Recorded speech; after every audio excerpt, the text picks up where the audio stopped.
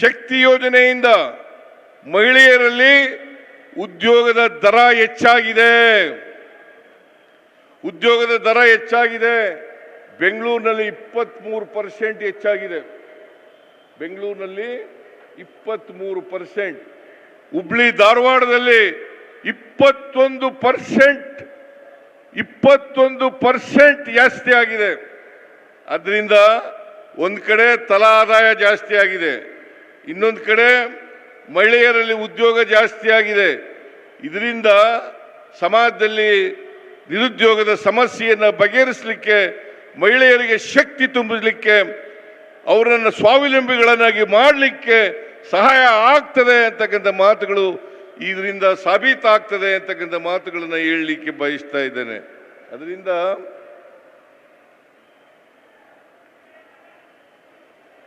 ಈ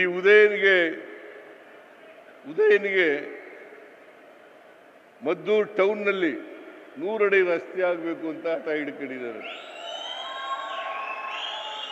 ಮದ್ದೂರು ಟೌನ್ನಲ್ಲಿ 100 ಅಡಿ ರಸ್ತೆ ಆಗಬೇಕು.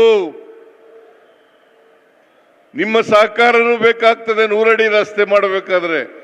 ಅದಕ್ಕೆ ಸರ್ಕಾರ ಒಪ್ಪಿಗೆಯನ್ನ ಕೊಡುತ್ತದೆ. ಆಯ್ತೇನಪ್ಪ? ಆಯ್ತಾ?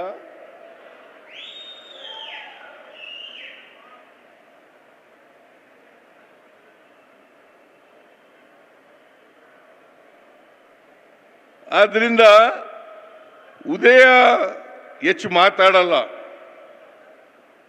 ಕಡಿಮೆ ಮಾತು, ಆದರೆ ಒಳ್ಳೆ ಕೆಲಸಗಾರ.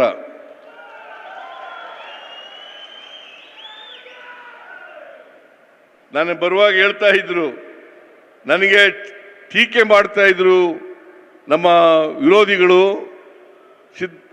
ಉದಯ ಸಿಕ್ಕಲ್ಲ ಕೈಗೆ, ಗೆಲ್ಲಿಸಬೇಡಿ ಅಂತ ಹೇಳ್ತಾ ಇದ್ರು.